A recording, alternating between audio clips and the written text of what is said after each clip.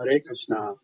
So we have completed chapter number 15 in our Bhagavad Gita class at Slav Hindu Temple last week by going through each and every shloka, highlighting the important points and understanding the relationship between the shlokas, between the sections, and also we understood about ourselves and the Supreme Personality of Godhead. So in this video, we will summarize this entire chapter. So, what is the relationship between the chapter number 14 and 15? In chapter number 14, there is a great description given about the three modes of material nature, controlling the living entity, and the person is bound in this material world. Now, how to understand this entire material world and how to get out of it? That is spoken now in chapter number 15. And it starts with an analogy that Krishna is giving. But before we go through this, let's look at the acronyms for chapter number 15. It's home. Home or a hotel. O, on and on, over and over again. M, maintainer of the body, mind and soul. And E, sense in 3 verses. Home. So in this section, shloka number 1 and 2, Krishna is talking about a tree, an inverted banyan tree.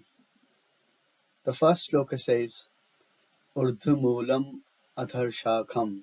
The roots are up and the branches are down. And this is an imperishable banyan tree.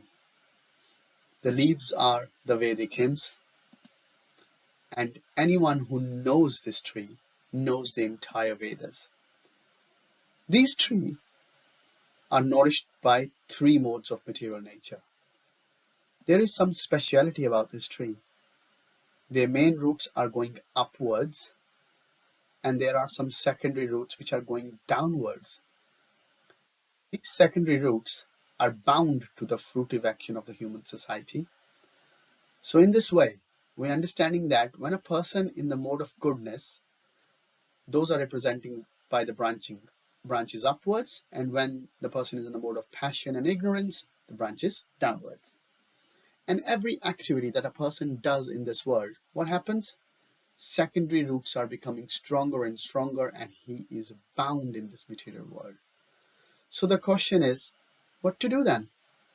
Can we escape from this tree? The answer is given in shloka number 4 and 5. We have to use the weapon of detachment, asanga, to cut down this tree with determination. After cutting this tree, what to do?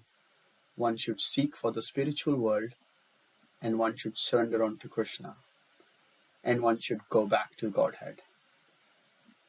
Speciality of the spiritual world is one who goes never comes back to this material world. This section is all about transmigration of living entity. Living entity goes from one body to another, but then while going from one body to another, it carries the conception from one body and goes to the next body. Like the air carries the aroma from one place to another. And then it is said, depending upon the modes of material nature, depending on the karma of a living entity, it will take some particular type of body, and speciality of this body will be what? The speciality of this body is that it will have a specific set of senses, and it will get attracted to a specific set of sense objects only. And we looked at the example of a hog in the class. The hog will naturally get attracted to stew. Even though you put a sweet rasgulla in front of him, he will not get attracted. Whereas a human being will get attracted to the sweet and not the stool for sure. So in this way, we understand that how living entity, based on one's karma, based on modes of material nature it has acquired, it gets a body, specific set of senses, which then attracted to specific set of sense objects. So having said this, here it is said that so many things are happening in this world. Soul transmigration every now and then, and we don't know how many million souls are getting transferred from one body to another and still not be able to understand this. Why? Because they don't have shastric knowledge. They are not self-realized. In shloka number 10 and 11, Krishna made it very clear that one who have this shastric knowledge and one who are self-realized, they are able to see things as they are, and the ones who are not self-realized, the ones who don't have shastric knowledge, they are the ones who remain in ignorance. They cannot understand what is going on. So in this way, the Lord has spoken about the soul transmigration in this section. And maintainer of the body, mind and soul. So in this section, Lord is speaking about how He is the maintainer. He is the one who's providing the necessities to all of us in our day-to-day life. Here Krishna is giving some specific examples. What are the specific examples? He's talking about the splendor of the sun, splendor of the moon, and the fire. He's saying all these three are my manifestations, my vibhutis. And he goes on to say, I enter each planet and I am the one because of whose energy these planets stay in the orbit. And he's repeating the same point. He's saying, I'm like moon, and what do I do in that form? I am the one who supply the juice of life to all the vegetables. And he continues and says, outside fire is me, inside fire that provides digestion is also me, which is used to digest 4 kinds of food stuff.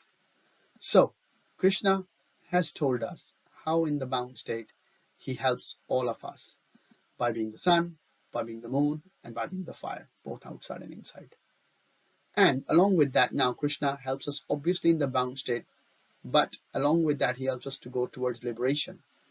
One very special thing Krishna does all of us in the bound state, he helps us by giving us remembrance, knowledge, and forgetfulness, so we can maintain ourselves very nicely and fulfill our past desires also.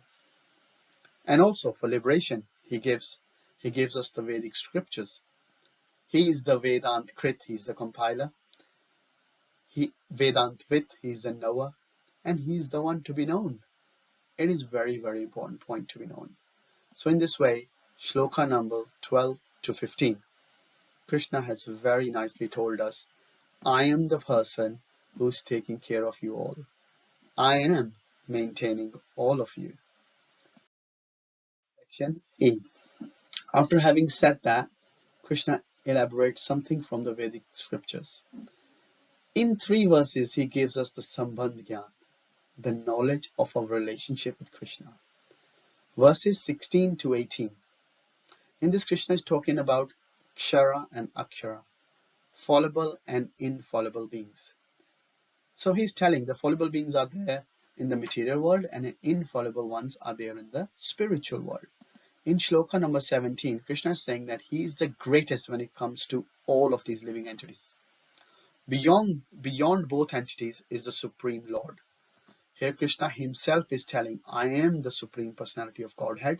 He makes it very clear. In shloka number 19, Krishna is saying, the one who understands his knowledge, this knowledge, he will engage himself in full devotional service to me. So here, as Krishna is giving the knowledge of Abhidaya, the process of attaining the ultimate goal. So what is the process? Devotional service unto Krishna. So after understanding the process, what is the goal?